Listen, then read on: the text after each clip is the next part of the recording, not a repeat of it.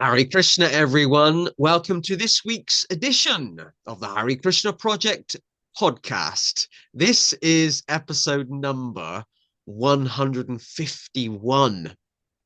I feel like we're at the start of like a new season. We rounded off last week with 150, all the kind of uh sensation around 150, and now we're starting 151. And it's fantastic. Do not forget, if you're watching this on YouTube, if you haven't already, please hit the subscribe button so you can be kept updated about future podcasts and video productions from the Hare Krishna Project. And or if you're watching this on Facebook, if you haven't already, please do like or follow the Hare Krishna Project Facebook page. As you know, we don't just produce this podcast, we also do other things as well around the UK and elsewhere, such as Hare Krishna festivals, school programs, book distribution, all those wonderful things. I'm also incredibly grateful every week to our large global audience. I often get a bit kind of freaked out to think that there are people all over the world now watching this podcast. I get emails from lots of places. I haven't had an email from North Korea yet, but you never know one day. But from all over the world, we're receiving emails to say that people appreciate this podcast. So I appreciate you. Thank you. Okay, episode 151. I'm absolutely delighted to welcome our guest this week. It's Sandra. Hare Krishna, Sandra. Hare Krishna, Narada, thank you for having me in your podcast. No worries. It's No, great to have you. It's great to have you with us. And you're one of my favorite types of guests because I don't know much about you, which I actually quite like. Which means I will be equally as surprised by the answers. Um, yeah, and also you've been recommended. I love welcoming guests that have been recommended from elsewhere. Someone who's got a story to tell. Okay, so Sandra, your first question, is the first question that every guest gets. It's the first question just to warm us up. Please tell us a little bit about you and where you are from. okay, so my name is Sandra Petra, and I'm coming from Croatia, the capital city of Zagreb, where I was born, and I'm living all the time. And so, from where to start? I'm a yoga teacher, and also like I'm a Bhakti follower. I'm Beside that, I'm much longer the artist, the designer, the interior designer, and like a vastu advisor. So that's my occupation. But mostly the primary, it's a yoga. I have a yoga center in Zagreb, like for, I think it's like a 15 years. And I have a nice community there. And I do a lot of my service to handle all the stuff in the yoga studio, also to teach. We have a yoga school, almost like 15 years, and I really enjoy in what I choose to live, let's say. That's The great. other part is my like artistic expression, which is part of me, and I do a lot of jewelry design. When someone asked me, I gave the Vastu advices, and also leading some courses about all this philosophy in Vastu and Vedic architecture, design, and all kinds of yoga techniques and philosophies in that. Wow. Wow. Thank you. Um, can you tell us maybe a little bit about your childhood in terms of, did you have a religious upbringing? What was it like growing up in Zagreb, Croatia? Tell us a bit about that. So when I was young, then was very specific situation in Croatia because we were the ex-Yugoslavia, and we have a pretty communistic background. So I was the part of that when I was young too. So part of my family was very religious, and part of my family was very I can't say maybe atheistic, but they were communist, no specific system. So the religion was a little bit hidden in Croatia at that time. And if you practice some kind of religion, the Christianity here, so it was a little bit hidden. So I think I have a nice opportunity to see both sides.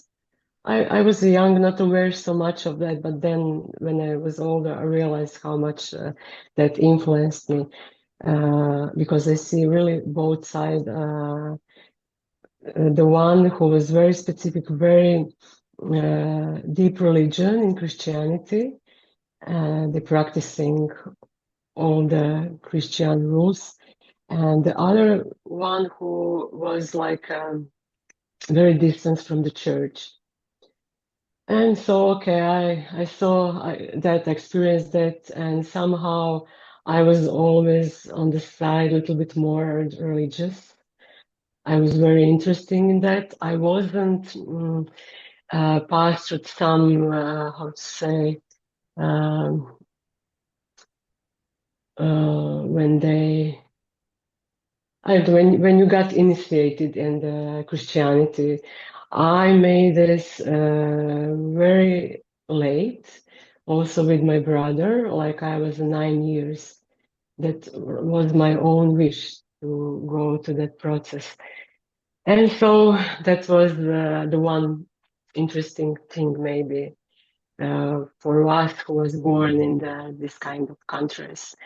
The other thing which I think is very important for me is that I uh, didn't like to eat meat from the childhood. So that was after I realized like very important. And also I saw how they treat the animals because when I was young, I was like a city girl, but every year we went to our grandfather's mothers to spend some time with them. And there was a village and all kind of job on the village. And I was a little one. I take care about the cows, about the sheeps. And for that time, I was very angry on my grandfather, which I need to do this kind of a work because he came to relax yourself, some holiday.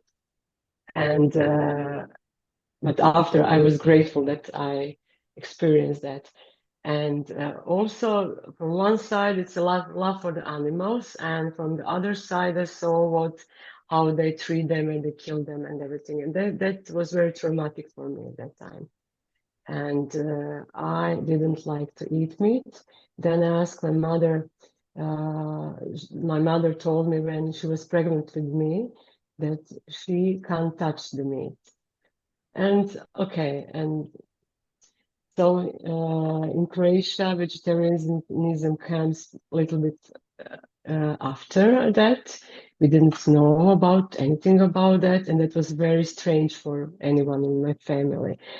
That was the anger come out and everything experienced that. I'm speaking about that because that shows me very important to my afterlife because I see many people struggling to go from one side to another side because of the many habits. And I didn't experience that. I just didn't like. I didn't have awareness what vegetarianism is and everything. I just experienced that. And maybe third things to say that I was very artistic from the young age through my hands. I like to express myself, express my imagination, and I don't know, that's what is connected with me still for today. I don't know what else to say. No, Then I that's pass the fantastic. Thank you. I'm quite intrigued that from a young age you just didn't have the desire to eat meat. no. Um, and I'm also quite fascinated that your mum, when she was pregnant with you, couldn't eat meat. Um, Yes. I have a friend who she for some reason she can't drink milk so well. Something about milk. And when her mother was pregnant with her, her mother couldn't drink milk. Wow. It's like a body's like reacting to it. But yours is an interesting one because it might not be for medical reasons or biological reasons. It's more just kind of more maybe a deeper spiritual or philosophical, you know. So I'm very intrigued by that. Okay, I'm thank you. also intrigued as I'm speaking about that because I don't know when I realized later for afterlife, then I connected maybe I didn't eat meat in the previous life, so maybe it's some kind of connection. I don't know because the mom reacted very much on that, but who knows? Doesn't matter. Yes, we can go further. Yeah, yeah. Thank you for sharing that. I do appreciate it. Um, Now let's talk a bit about your introduction to Krishna consciousness. How did you uh, meet the Hare Krishna devotees? How did you discover Bhakti? How did that happen in your life? I met the devotees very young. I think I was like 18 years, or I think 18 years I was like that, 11, 90. So my cousin became a follower of Krishna consciousness early, I think 93, 92, 93. Uh, and she wanted to represent Hare Krishna consciousness in our family. So we saw so many books, the way how she's dressing, the vegetarianism, of course, and in Zagreb, and that time was very, very, I think, popular Hare Krishna. So many devotees, and she took me with her a few times in the temple. I went there. I was so much in that awareness, but I went there. And also my brother. And like a few years, she was in a Hare Krishna consciousness, and I started to connect it, but on unconsciousness way. And that was my first time experience some, I don't know, the strange practices because we didn't know English, and I saw me uh, in Zagreb temple, and that's it. That was the one point. Uh, After that, my cousin went out from the Hare Krishna consciousness to lead a regular life. Also, some of their friends were still there, and few of them stay until these days in the movement. Uh, and okay, that was the one point when I saw them and experienced something. And then, like in my end of my 30s, I started practicing yoga, and I wasn't aware of Hare Krishna movement, Hare Krishna people in Croatia. Somehow I forgot about that. And I started practicing yoga for many years, like I think for 9 years before I met devotees again. So I won't speak so much about before that. I passed a long time in yoga and yoga practices, experiences, all kind of practice, everything. But when I met the devotees again in 2011, I don't know, something started shining from my heart much more, much strong. And I was very much got inspiration from the devotees. They wanted to organize the Yoga is Music project in Croatia. That was the beginning of Yoga is Music project. And few devotees from the Sachinandana Swami teacher, they was involved in that. And they asked invited me to have the first one in my yoga center. And of course, like I experienced Bhakti Yoga before, doesn't connect it with Hare Krishna movement, but we have a bhajans, we have a kirtans, everything. I was very much interested in that. And that was the beginning of my Hare Krishna awareness with full consciousness. I felt some special love, since I saw how the devoted are, how they're ready to serve, and that inspired me a lot. So we had the first Yoga's Music project in Zagreb in my studio. It was, there are many people, I think like 100, something like that. It's a studio. We was all together in there. And that was the time when I first saw Kakudmi Das. He was the one of the musicians there, the kirtan leader. And I don't know, something happened to me, and maybe I was searching for something like that. I saw like a real devotion, uh, the surrender, the level of surrender, and I was really inspired of that. So we had another Yoga is Music festival. We had like I had some connection with Satchidananda Swami, and I started to spend the time with the devotees, some of them, through that project. And on the New Year, I remember I got the New Year, Hare Krishna New Year in the temple of Zagreb.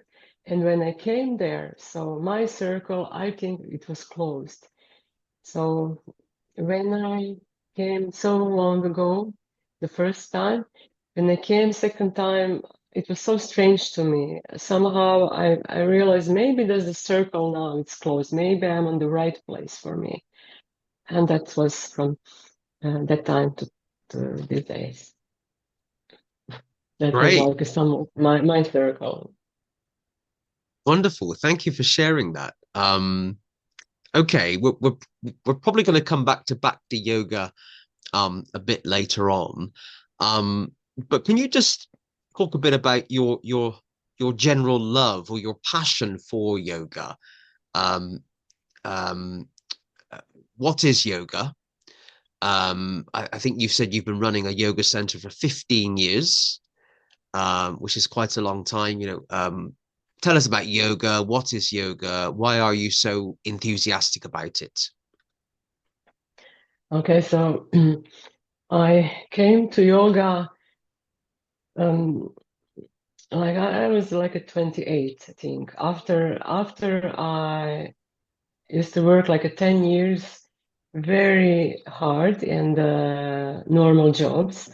I work in a media publishing company, newspaper, daily newspapers, and there was a pretty much high level of stress, especially the daily newspapers. You have always deadlines, every day deadline. Okay, that in that time, I like to work in the stress. I like majestic energy, so much energy, responsibilities. But also, when you work in some kind of media, you see the also other side of the media, which after some times I realize they are not resonating with me anymore, because you see many things which maybe are not in the justice and the, you know, uh, media attract with all tools they have, and so the newspaper is some attraction, and it's a very complicated situation. Who is behind all of that? So and somehow I start awakening in the spiritual way. Through, I think, through my art, especially some things awaken in me, and I decided to leave it, to bring outside my courage to leave everything. And also I had some health issues, so I I've tried to find a way how to heal myself. It was nothing huge. I had asthma for a young age, and I have some asthmatic attacks and everything, which leads me to think more about the self-healing. And at that time, yoga was a little bit hidden. We didn't have like internet yet there. You had some just recognition, and somehow one book came to my life. It's one is some yoga practice, and one other it's I'm not sure that yet Vedic cosmology. And I was very much interested in that. But let's bring to yoga back. Then I started practicing asanas, and slowly by slowly, I came to what maybe yoga will be, a little bit more about philosophy, but not too much. But I was very much inspired with the yoga practice, how they calm me down. And okay, it was just a little start in that. Then, after some kind of the life crash experience or some life changes and some maybe existential difficult situation that has bring me to start to think more about the life and my mission in my life and what is my purpose in the life. And somehow I want to start to deal with my health issues. They start a little bit more worse. And then my friend, who was always in some alternative knowledge, recommended me the Art of Living community where they're practicing yoga. And I went there. I started to practice one specific technique, Sudarshan Kriya. And I experienced real kind of the bliss then with these techniques who run mostly pranayamas, how they cleanse you not just physically, emotionally, and maybe mentally. So I started practicing regularly, and I was came to the community. I didn't know about much of them. You just came in the community practicing yoga, you meet the teacher, and I enjoy in that community. The mainly focus was some techniques like kriyas and pranayamas, also just a little bit of the asanas practice. Then they have a meditation and they have a bhajans and kirtans and attention to the guru, to the teacher, and lots of the work, lots of the seva, selfless work, lots of the karma yoga. That was the main practices. So I think I got some the main pillars of the mind way of the yoga, and I got some sense for the bhajans and for the kirtan. Also, we have many lectures. We study about the Krishna to just a little bit of everything came to my life. Then I got some injury, and I started to practice more asana practice. Then I got some I realized that I need to work more with myself to deal with as my past life in this lifetime, but to heal myself. I start to work very hardly to myself. I have a very strong practice, what I know to practice at that time. Also, I start to chant more mantras, and they all come to me. So I experienced first, let's say, with the mantras, how the mantras are very, very strong and they have a huge impact. That's my opinion. And then the asana practice, somehow I saw how asana practice helped me to heal my physical body, my injury, what I got with my leg and with the muscles. And then I started to explore a little bit more about asanas, how they works and what is behind that practice. And also I practice all the kind of art of living programs. But that all inspires me to maybe to become a yoga teacher. And that time it came the first yoga school in the Croatia. It was like 2005.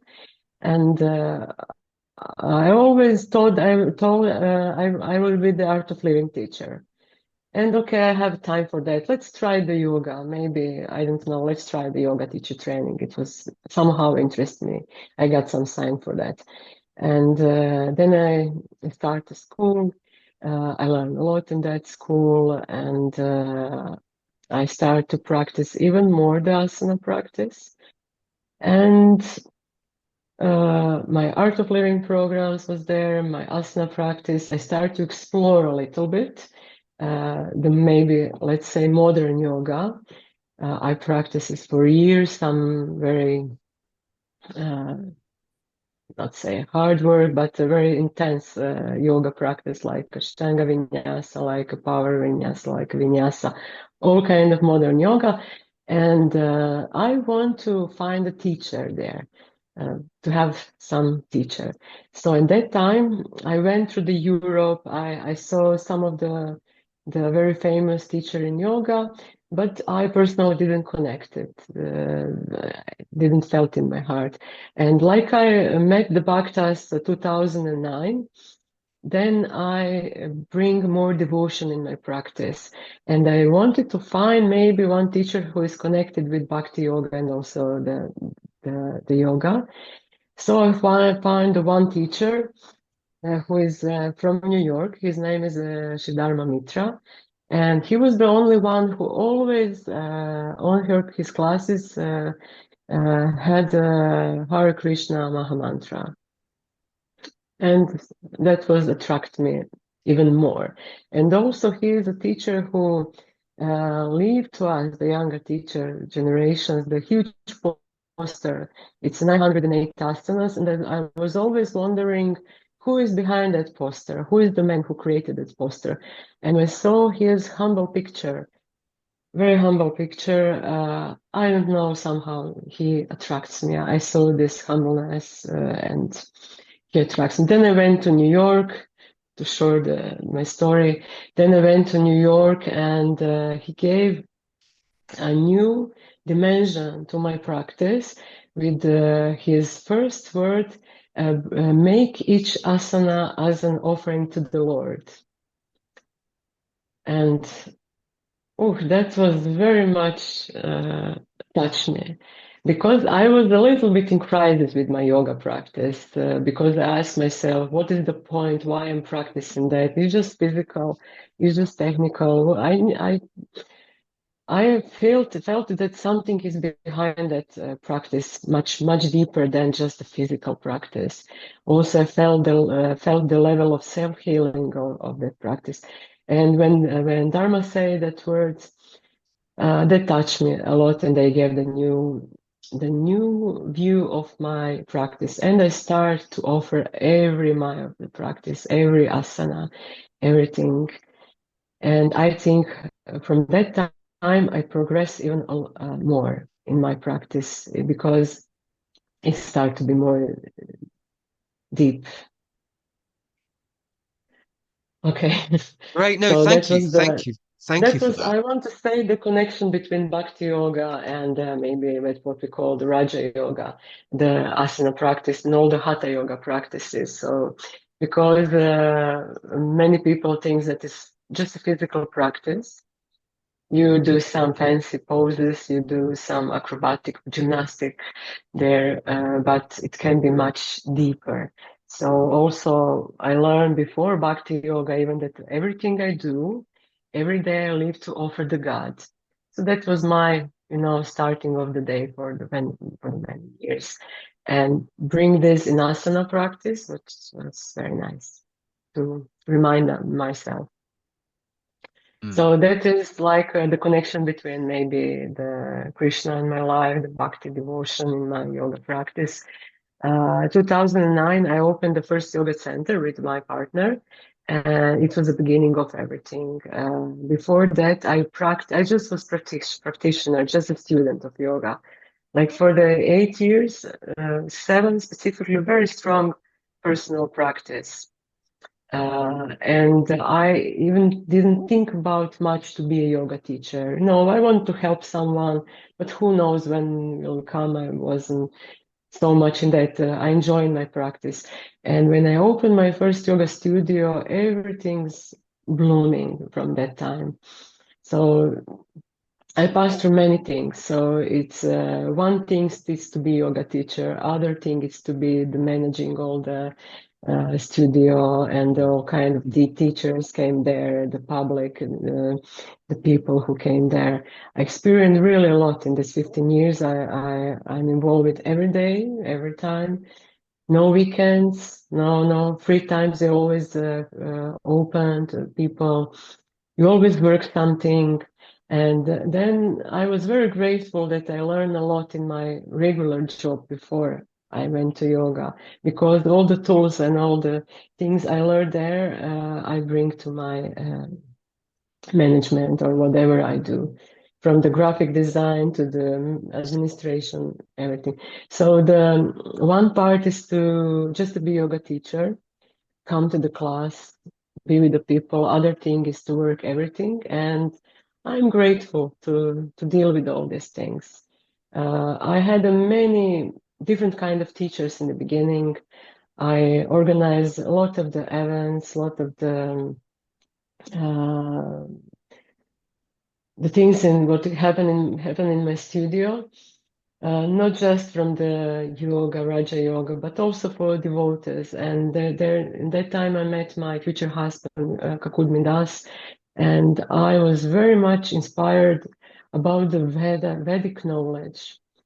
At that time, I already had a yoga school, and I thought that I know something I wanted to share with the people.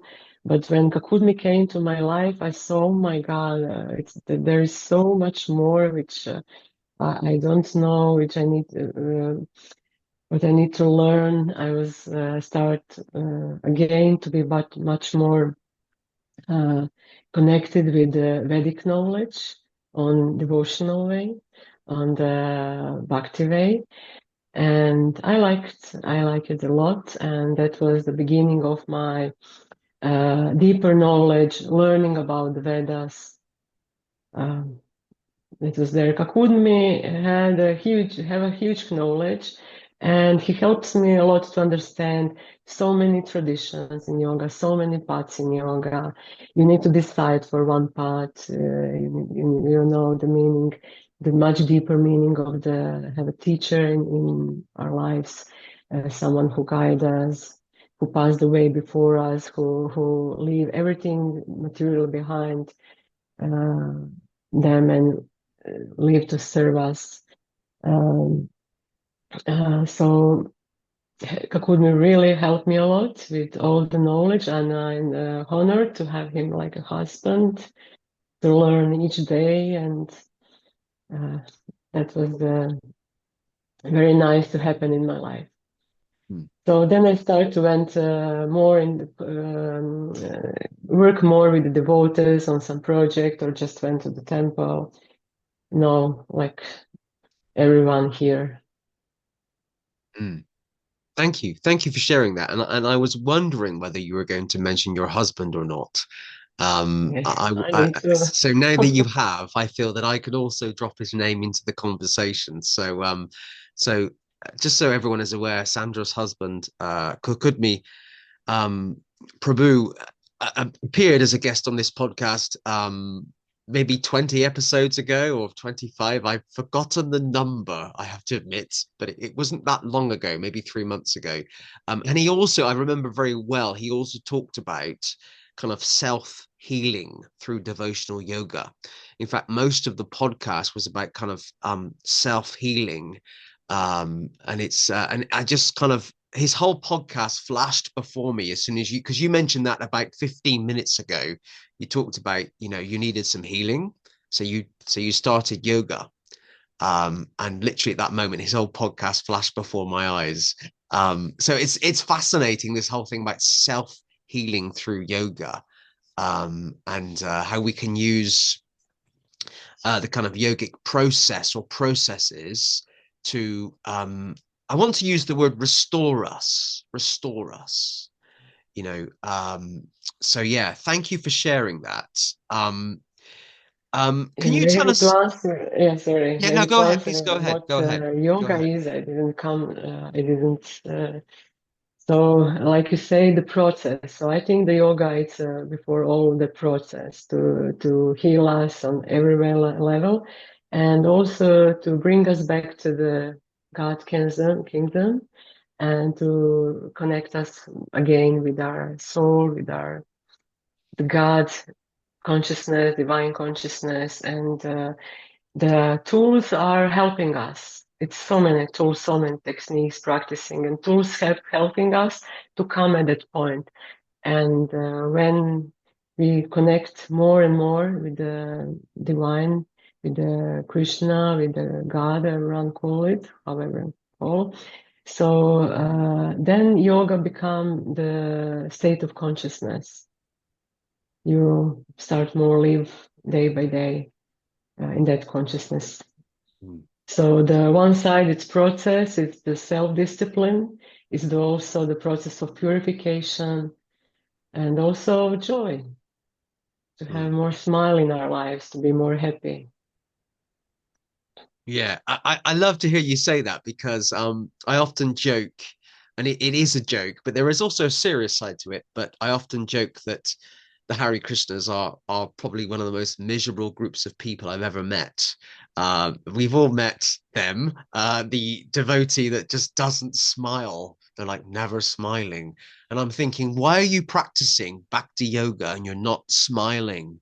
This is a wonderful philosophy. It's a wonderful practice. Smile more often. Yes, smile. Uh, I often say to my students, what's yoga worth it if you don't have a smile on your face? So we yes. all came here. No one didn't push us here. We all came by ourselves here. Something attracted us. So because we wanted to be happier people, person, and we got you more knowledge, you more to start to be serious, and somehow you close your heart. And I think it's the everything comes out here, and to smile, to don't be so much serious. Of Yeah, course, you need to be serious in practice. absolutely. I think Absolutely. the practice serious, and but smile, it's what you got, supposed to got here. Definitely. Definitely. Can you sorry, I've had a terrible cold because England's having this storm season at the moment. Wow. Can you tell us a bit about maybe I need some healing. Can you tell us a bit about your yoga center in a bit more detail? Um, in terms of what happens there, how many people are involved in the yoga center, what kind of what you've been running it for 15 years, so I'm assuming it's very successful. It must be successful if you've been doing it for 15 years. I was once told that seven is like the magic number. If you can get to seven, it's successful, but you've doubled that and you're now doing it for 15 years. So tell us a bit about your yoga center and what happens there. Okay. First of all, I need to say that I choose to open the yoga center because I wanted to bring the people yoga closer, not to wait someone to open or anything. I'm just like a person like that. I'm starting many things for maybe for myself, also for the others. And that was my like I choose that for my mission to help people to bring people closer to God's awareness. That is kind of my mission, what I choose to do. So I had a huge faith to God, to Krishna, to help me in that. Because to open the yoga center, it's not just to open the doors, everyone is coming, it's all good. So people means yoga is business, everything. So this is pretty far away from that. And one side, you work a lot for yourself, but mostly for other people. So organize everything, you prepare the things for that, you bring up people. This is, I think, especially the God mercy, because you can do everything, but the God is that who will brings you people or not. And somehow, I don't know, I had the lucky from the first day I opened. We have always a lot of people there. And with the time, slowly, the community came out. I learned long ago that community is everything. I mean, everything, the good community, not every community, is the example to the people. And I didn't, like on the paper, I want community. I know that it will come out, that is very important, and that it will come out somehow if we do a good job, good work with our work in the yoga center. So many people from the beginning. I also experienced how is to teach for the little group, the huge amount of the people. I bring my ego out every time. I remind myself, okay, that's you bring your ego out. That's not for myself. It's for the people. I'm just the guide, the channel, which through everything comes out. Because yoga, I said it because yoga can be a good stage for every kind of the people. I saw many kind of the people came, but I all that experience before yoga. So I just want to be for them, for the people. And somehow through the yoga studio, we became very like a popular in Croatia. We was like a third studio, the huge studio in Croatia. And we had the school, we still have a school, and many people pass through that school. So huge interest for yoga, maybe say not huge like I saw in the other countries, but for Croatia, like to have 10, 20 more people on the teacher training every year, it's, I think, great. I see that people are interested in that. And many people pass through our studio, come and go. Some of them stay, and those people who stay, who dedicate, maybe surrender their life to the teaching yoga, to serve the Krishna, to become the bhaktas after that. We are still together today, mostly. So many years needed to build up some community, to stable a community. And those teachers are my also today teachers. They teach yoga in my studio. It's like 10 main teachers, and we have a huge community of younger teacher, or they live in the classes across the Croatia. I travel a lot before, much more than today. I need to say, I travel to other countries to bring more yoga consciousness out. And so the studio for me, it's like a gift. I never dreamed that I will be some yoga teacher, even to have a studio. That was ever on my mind before. Um, Everything somehow naturally came to my life, and then I choose to be in that in yoga world, because I, with full consciousness, live my back life. I wanted to somehow to be in the spiritual life, engage in some work, and all that come after. Um, I was for some years, like a 7, 8 years, I just lived for the from my art expression, my artwork, and how the it's not easy to live from the art. I was practicing yoga. Well, yoga was my healing point, and to calming me down and to bring me more courage to pass through some things. And then I realized when how yoga it works in my life. Then I really want to become someone who is sharing the knowledge to bring more smiles in other faces, to help people who are suffering. That was my goal, and I hope today it's still my goal, just to help someone, because we often forgot how it's in the outer world, because we are in the specific movement. We saw the same people, same consciousness, same choices. And if we can bring just a one smile, just a one change of awareness of outer world, I think that is success. If you ask me what is that I'm successful, I think that I'm successful in the term when I bring someone God to some heart. Mm, And that people, then my mission is concluded for that person. mm, mm. That's a great approach to have, a great philosophy to have. I think, I mean, Srila Prabhupada said something similar around, if after all of this, he only attracts one soul or saves one soul, it's been worth it. Just to make one person happy or to introduce just one person to Krishna, it's worth it. So Yes. your approach is a fantastic approach to have. And maybe if I ever get to Croatia one day, I will come and visit your yoga studio.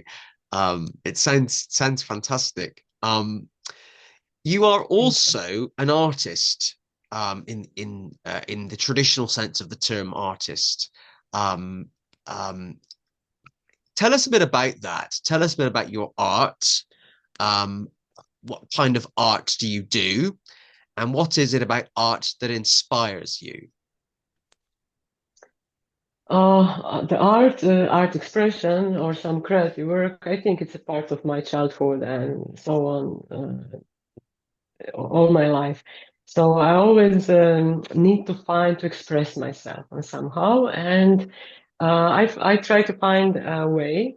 I didn't have some specific technique. My brother, he is like a very nice, very good artist in the black and white, like a tattoo art, and I'm much colorful.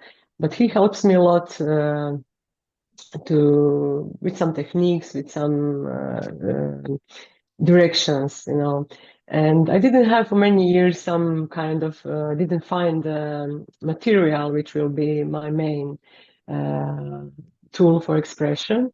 And then I met one glassmaker, and he started to teach me how to make a glass.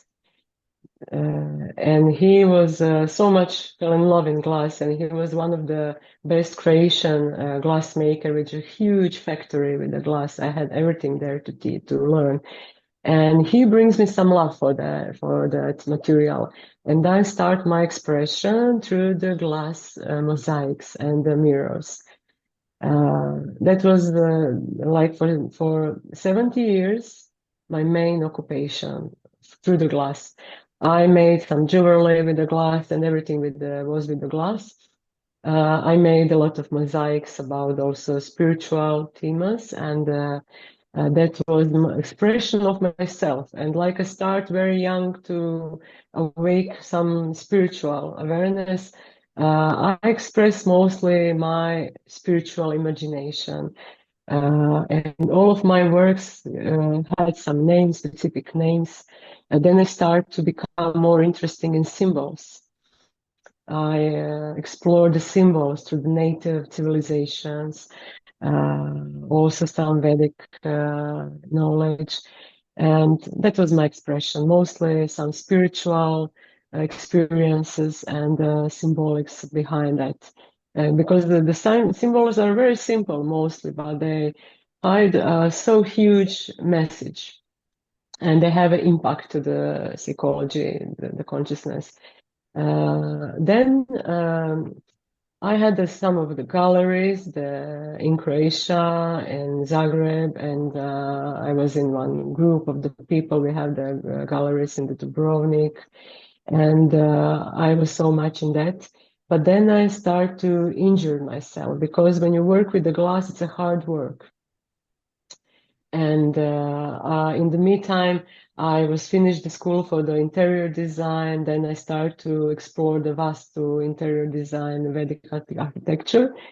And like my arms was start to be very heavy from the glass work all the time, 70 years, every day. It's then I start to think about maybe some other material where I can express myself that it's not so hard. And then I start to experiment with paintings, mostly paintings. And that was my material from then. Then, like I say, I start to learn more about symbols in the Vedic tradition, and like I learn Vastu, I learn much more about the yantras. The yantras, mandalas, I was already in that, but the yantras was the start to be my occupation for many years, and I saw much more, uh, how to say, much more meanings in what I'm doing, especially in the symbols, connected with yoga, connected with Bhakti yoga, connected with old tradition, Asian tradition, and from then till now, I work mostly the mandalas, the yantras, where you have a specific shapes, the colors. You have some specific directions, and I like that. Sometimes it's good to express yourself, whatever you want to express, but it's interesting when you have some rules in your art. You have the directions, and you need to incorporate that in one beautiful piece of art. So that was my art, and the art is mine, like in yoga, my spiritual life and my art life. That's what I am, how to say, that's my life, my lifestyle. Great. Yeah. Thank you for that. Thank you. I really appreciate you sharing that.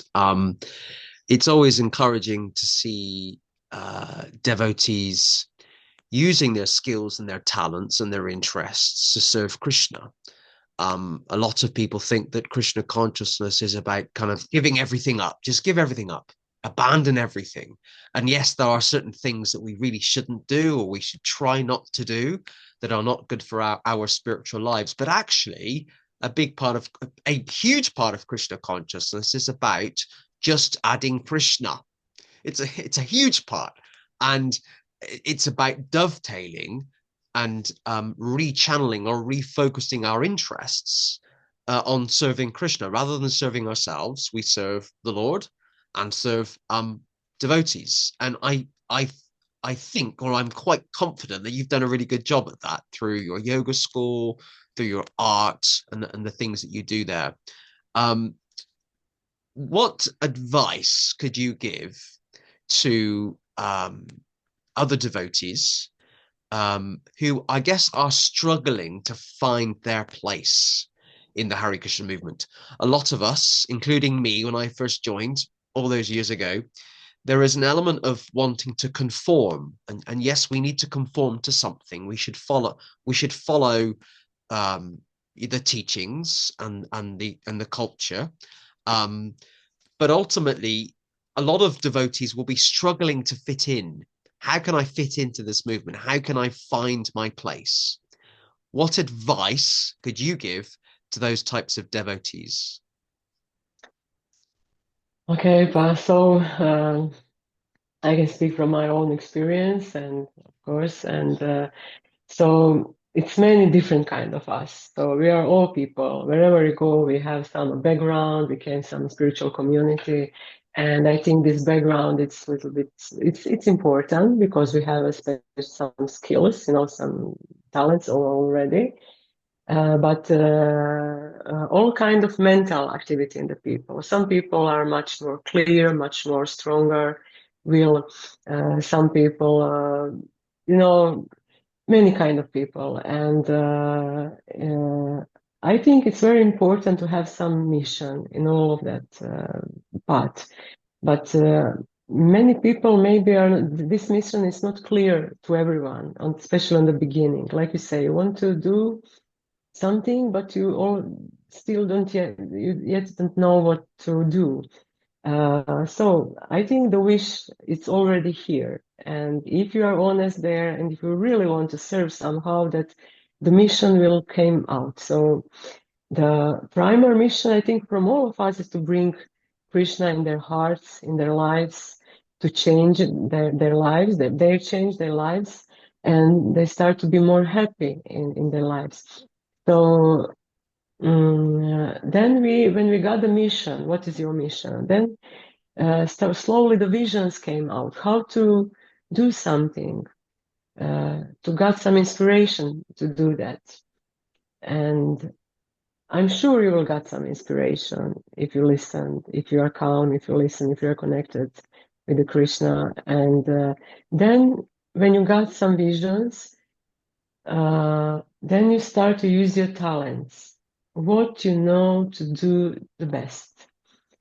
Okay, sometimes you need to work not always in your comfort zone. You need to do some work which is not maybe a talent, but where you will be the best with your talents because you are comfortable there. And what are your talents? You serve on that way. If you are good in the cooking, so cook for the Krishna, cook for the God. If you are good like in media, in like a YouTuber with the people to lead the podcast or something, do that to spread the consciousness. If you are good, like I don't know, but not everyone is good like comfort to go with many people. They are comfort to be in the closet way to serve. Uh, I'm very much open. I like people. I like to go there. I like. I was working in media. I met so many people in my life before yoga. I like to people to socialize myself and to be in the moving. So my mission was to serve through the yoga, but so all of us can choose where is the good, and I'm sure that will somehow the door will open for that way. You just need to go. The calculations are very can be disturbing us on the way if we're always calculating some things. So just go there, have enough courage to start, and I think everything else will come on that way. And also, you need to work on that way. It's a lot of the work, and you need to be ready to work. Um, and if you have that, if you have your mission ready to work, use your talents, but not so much like in the book. Okay, that is right in the book. It's so many ups and downs in that way. But if you're strong in your decision to serve, you will stay for sure. Because on the path you see many things. You see things which you like and you don't like in the communities too. And you need to ignore that because you have your own mission, your own deal with the God, with the Krishna, and that's your arrangement. And everything else will flow up and downs, but you have your own directions. And when you are aware of that, when you are following that, you will be on the path for many years. Um, so I think it's important to know because it's not the straight way, to serve also many ups and downs, Mm. and strong decision keeps you alive in that path. So that will be the one. Also, if you are not yet have a clear vision, maybe to connect with someone who have already, you can serve that person to help that person to go better in their service. So you connect with some teacher, with the bhakta who is already do something with some projects, and you help to them. So that's the way. Mm. Mm. Uh, what I think is the way I know. Great So, suggestions and great kind of thoughts there. I completely agree with you. And I'm just thinking as you were talking, I was thinking about some of the projects that I know run by devotees, those that are maybe more independent, those that are more organic, those that are much kind of smaller in communities, are doing really well. They're not being I'm getting a bit political now. They're not being smothered um, by larger organizations or big networks of people, and actually, they have these projects have the freedom to to just just do it. I mean, I know devotees in Scotland who they all work together as part of a collective group, They've started prasadam distribution on their own. They've opened a preaching and kirtan center on their own, and they're just doing it. They're not moaning about not getting help or support. They're just doing it, and it's fantastic. And here at the Hare Krishna Project, bit of a plug, we're part of a bigger network called the League of Devotees, which is a Wow. network of independent projects and temples that work together to just share ideas, support each other, um, travel. I mean, we travel between each other, and it's a wonderful family feeling where we're encouraging each other, and it's wonderful. So yeah, so I completely agree with what you've said, and in fact, if anyone's listening who would like some advice or support on setting up a project, feel free to contact Sandra or myself. I'm sure either of us would be happy to give you some encouragement or some tips on what needs to be done.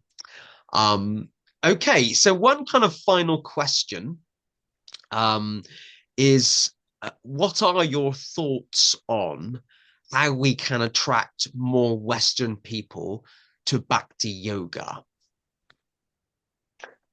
So at first, I think the people needs to see some nice example. So that's the first one. So that then they need to see some experience uh, about the philosophy they are teaching or they're showing. Um, and also today it's a very specific situation because it's internet. It's so huge uh, area for all kind of the yoga practice, all kind of the teachers. It's so many of that, and maybe it's even harder to choose what is good for you. What is yoga is. So many things. When I started, I didn't experience that. It wasn't internet, wasn't Instagram, Facebook. You practice just for yourself, and uh, ego is much less involved in all of that. So today you have many kind of the yogis, and it's very hard to uh, uh, by yourself to choose the right one for you.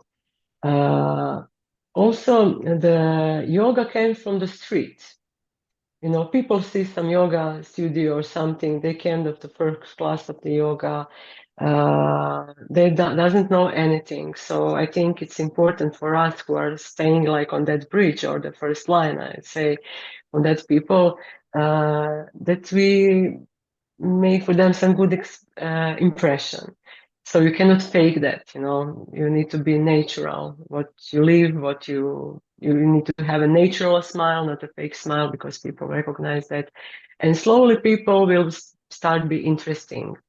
Also, the bhaktas have now the huge place for showing themselves. They go through our yoga centers. They have even their own yoga centers. In Croatia, we have a few of them, the projects, and people came on the lectures, on the bhajans. They can just come in. Uh, so the first step is very important. Let's say the first step. So we are in the line on the first step for most of them, and there is our responsibility in that. But also there are some, of course, rules, but also the freedom, like you say, the freedom that you feel that people, not someone else. You felt your people who are coming to your place, what you will do with them.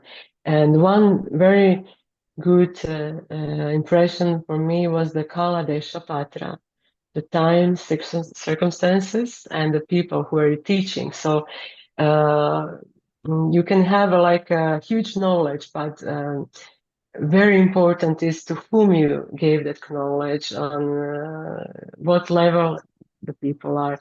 And if you know how to adjust knowledge for the people, I think slowly they will start to have a more interest in that, in yoga, bhakti yoga. No, by your example. So that's my advice for other people, just to practice, just to work on themselves.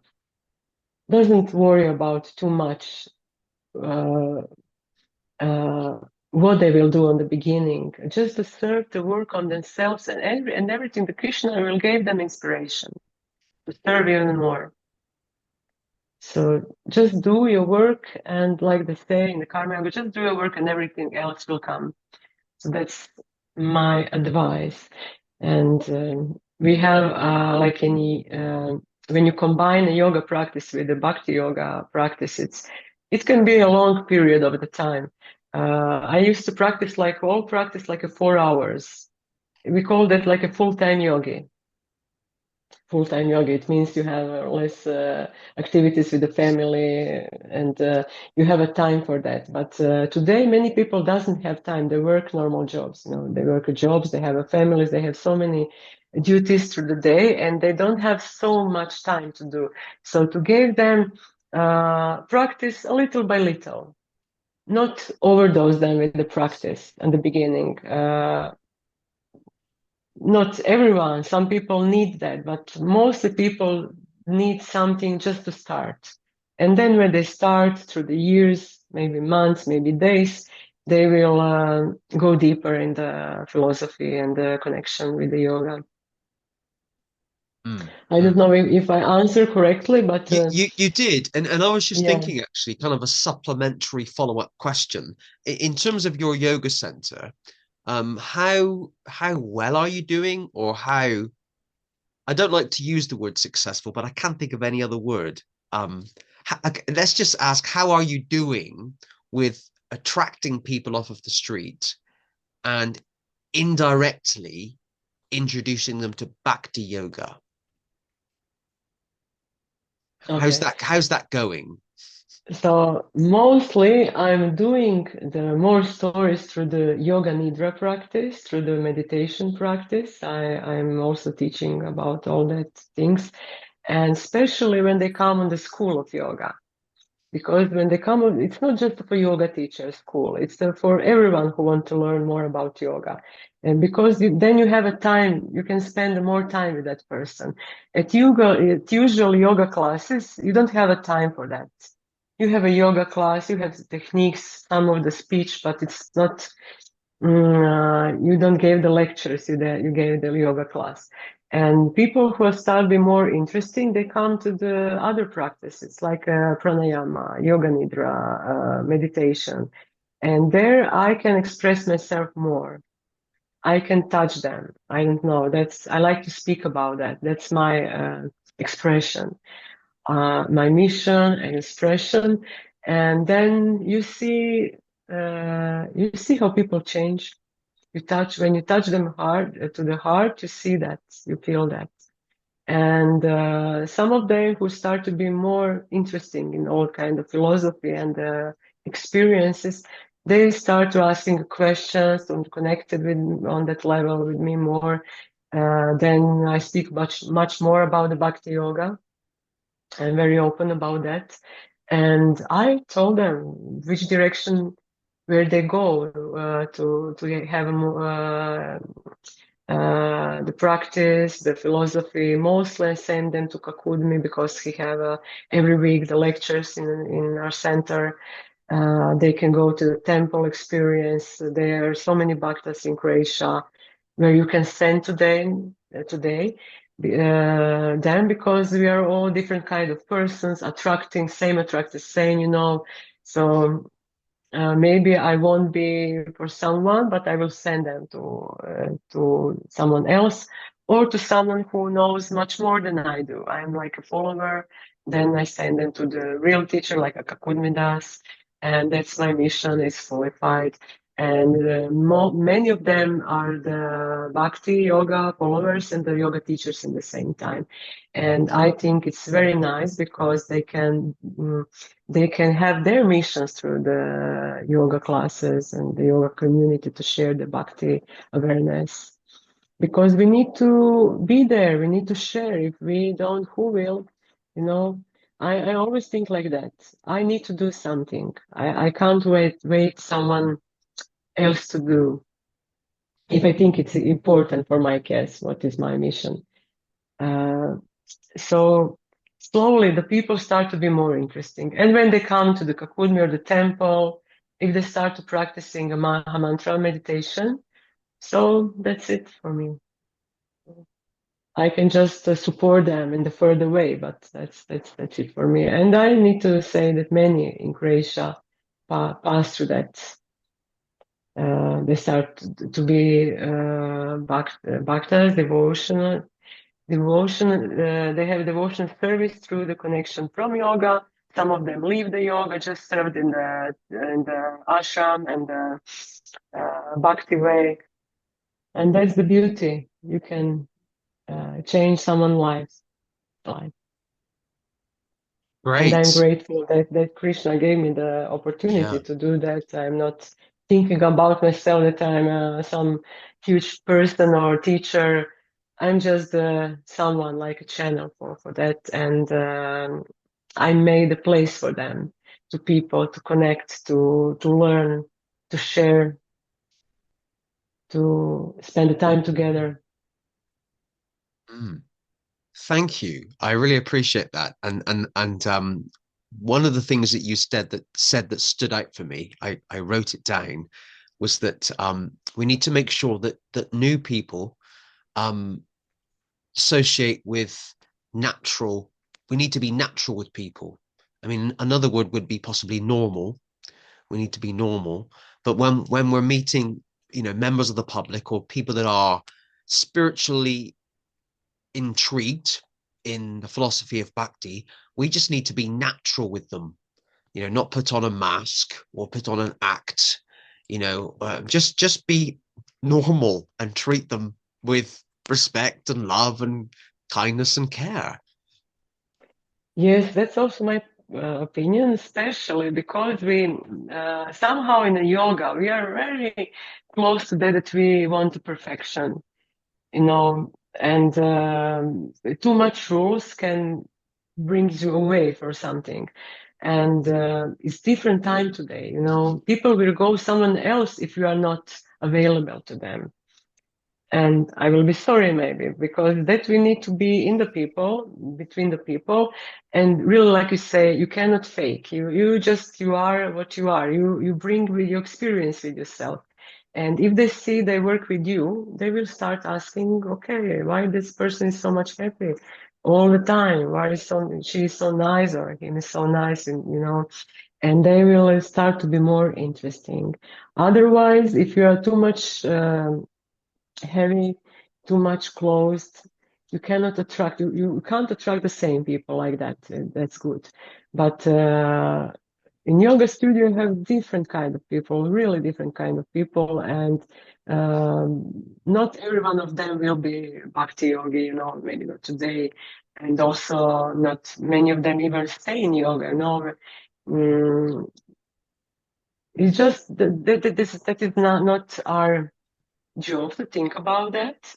So our job is just to open something, to start something, to bring people yoga closer, the bhakti yoga closer to the people. And like you say, to be just who you are. When I came to Bhakti Yoga, when I saw the saris and everything, I was, oh my God, I need to close myself with everything. And I didn't used to it.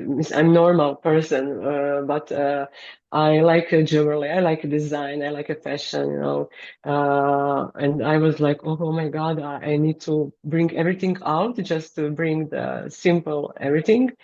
And I was afraid a little bit because of the all these rules. Afraid because I'm not in that level yet, really.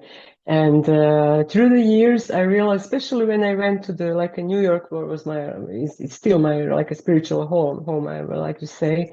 When I go there in the Bhakti Center, when I see people there that travel around the world to other ashrams, that doesn't matter what kind of religion you have behind yourself, where you are, also the what you choose to wear. So to wear the clothes you are. I think that doesn't define you. You know, I saw many people, the clothes and everything, but they are, you know, very sad people or very so much sorrow there. So, of course, you need to be sophisticated in that. You need to have aesthetic in that and ethic. Uh, Also in the yoga classes too. I'm very aware of that. Uh, but that doesn't don't define you. And that's it. Thank you. Well, I agree. Many people in my views on that issue anyway. I completely agree with you. I have a dhoti in the cupboard, but I haven't worn it for years. I just rather wear a shirt and trousers and just try and be as natural as possible. Um, okay, Sandra, believe it or not, we've been chatting. We've been recording this podcast for way over an hour. Oh, Um, wow.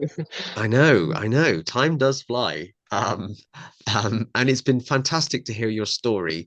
And I really appreciate that you sent a, a lot of information about yourself before the podcast today.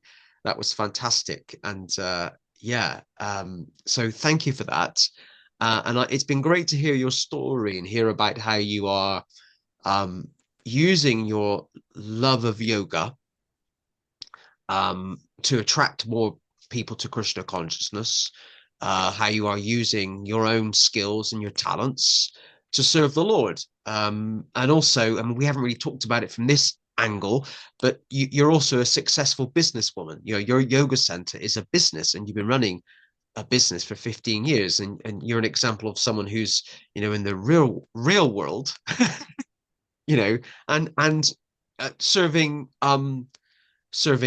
Srila Prabhupada, serving Krishna. So I think you're a great example, a great role model, actually, for lots of Thank devotees. you. And, we're trying to reach out to more people to show how this philosophy can change their lives, can have a real positive impact on their lives. And I think you're doing a great job at showing that.